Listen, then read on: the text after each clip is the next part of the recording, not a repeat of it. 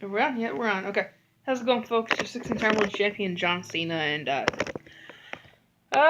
yeah. So think about it for a second, okay? Yeah, here we go. Think about what is the worst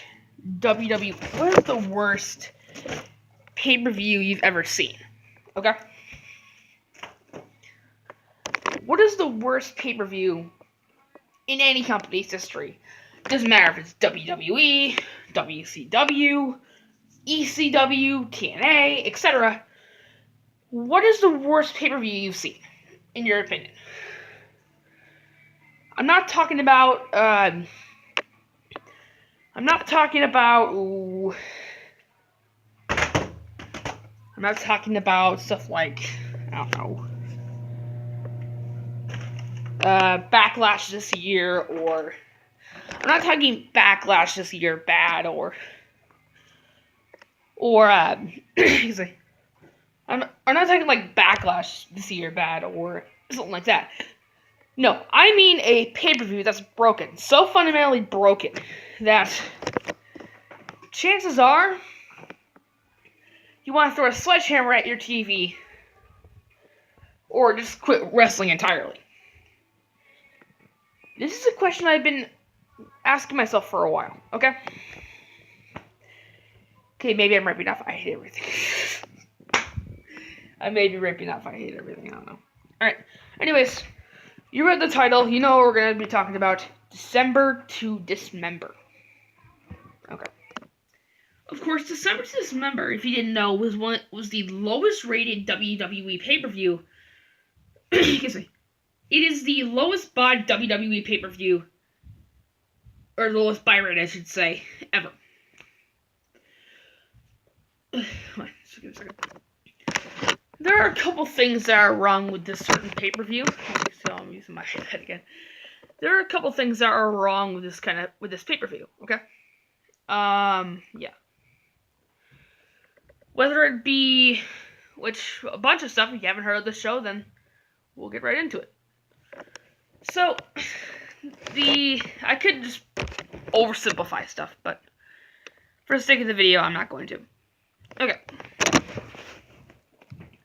So probably one of the main reasons it failed, first of all, one of the main reasons it failed was because at doing a good buy rate was because, well, if you can think about it, there was one show that fans probably wanted to get, which came out earlier, which was Survivor Series, okay?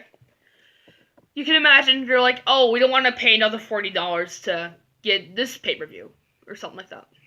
But anyways, the thing about it is that, the thing about it is, eventually, is that, like, the arena not to mention the arena was not really sold out, to be honest. Like, it's not like, Monday Night, like, SummerSlam pre-show 2017 empty. It was like, it was, I mean, it took place in the James Brown Arena in, I can't remember where it's from, I don't know. Which, if you didn't know, isn't really as big as today's, like, Raw or SmackDown arenas. So, there you go. Anyways, so, the thing about it is that not only was this pay-per-view so awful that a certain wrestler decided that he would cut an infamous promo trashing the company for not putting him over at this specific pay-per-view. I'll get to that in 1 second. Now keep this in mind, okay? December to Dismember had only one good match worth watching, okay? And if you can find it on the WWE Network or on the internet or whatever, I would guarantee checking this match out because it's a great tag team match. Trust me. Of course, one team is in the company still, but whatever. Of course, the team happens to be the Hardy Boys versus Eminem. Great match, okay? It's not the best tag team match. It's not like other matches. Let's say it's not like. Ooh. I mean, I can name a bunch of other tag team matches, but for the sake of this video, I'm not. But yeah, it's a pretty good tag team match. It's probably one of the only reasons to watch the pay-per-view. Unless you want to see for yourself how awful it is. Because I had to watch it. And it was not great. Because keep in mind, when you have to when you do this stuff, you have to watch the pay-per-view first or something like that. And let's just say that you really have to judge it by your opinion, okay? Anyways, here's kind of a funny story. When my cousin was coming over to do like the Survivor Series videos and stuff, when my cousin was coming to my house to do like the Survivor Series videos, I know stuff in the background there. Well, you know. The funny thing is about it is that there was like this ECW moment where I like turned off the TV when Kelly's expose was on. And the funny part is that we were gonna watch ECW just to see how bad it was. Jordan sees Kelly's expose on the TV and it's like he's confused. It was funny, trust me. It was actually funny. Anyways, we're just gonna go to one of the main problems with the show. I mean, sure, Tommy Dreamer losing, an ECW legend, losing to Daivari was awful. Awful. The full-blooded Italians, or the FBI, for those of you who are ECW fans, lost to Sylvester Turkey and Elijah Burke. Get out of town. Oh, what was the main event, you may be asking? Well, if you didn't know who the champion was coming to the show, it was the Big Show.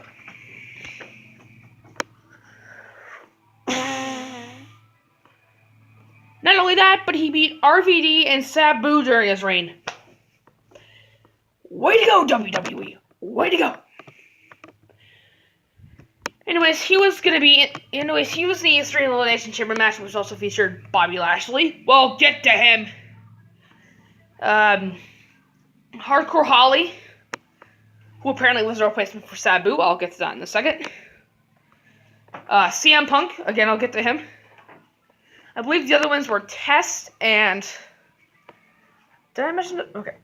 Test was also in the match, I think. So it was the Big Show, but whatever.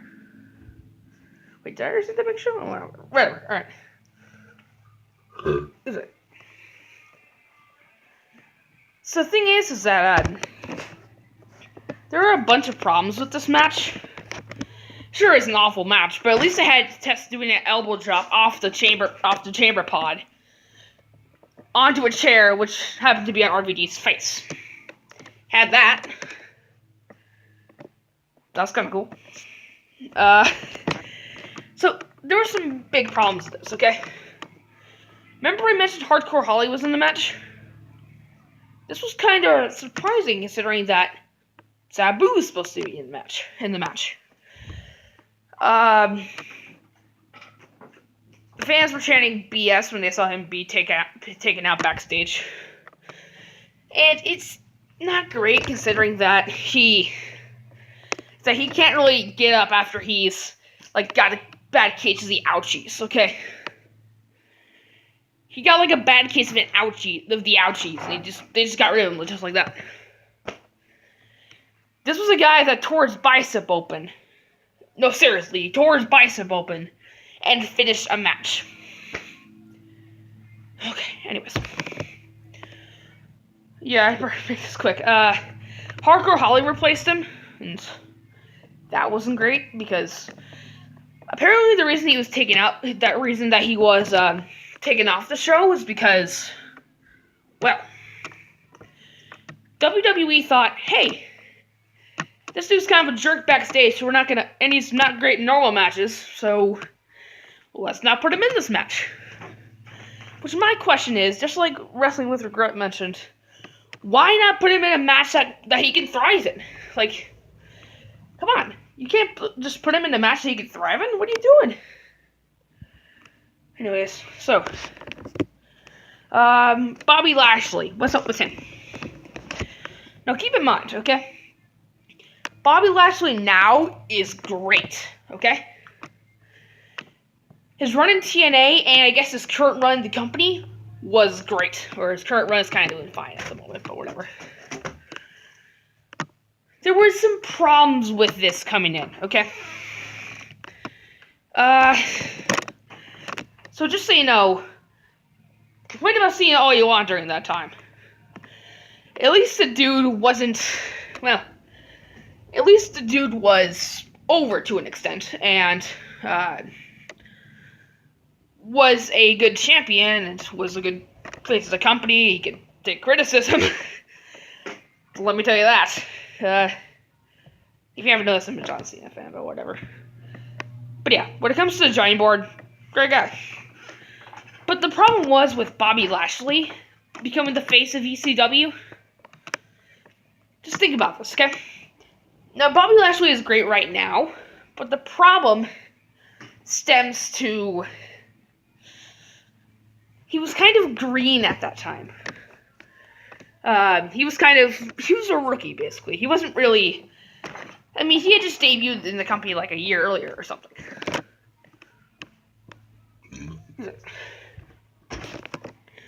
So booking him to the moon over a guy, again I'll get to, just didn't seem right, honestly. Oh yeah, and not to mention, when Bobby Lashley defeated the Big Show to become ECW champion, well, it didn't go great. You see, after that match where Bobby Lashley won, instead of CM Punk, yeah. The belt was practically worthless after that. But again, I'll get to that in a second. And finally, CM Punk. You may have heard me coughing and saying CM Punk. Well, CM Punk was... I think it would have been a good idea for guys like Paul Heyman to say, I want CM Punk to win, because this is who the fans want to win, and this is the guy who can lead the company for years. Guess what Vince McMahon said? No. Well, what else are you going to do? He's like, well, how about you have him... Heyman then said, well, how about you have him eliminate the Big Show by a submission, so we can be down it in this match? Do what McMahon said? No. I don't think he's asking for too much, Vince. So, where was CM Punk? Was he eliminated second to last? Or last at all? He was eliminated first. Nope. I'm done. Shut the lights off. No.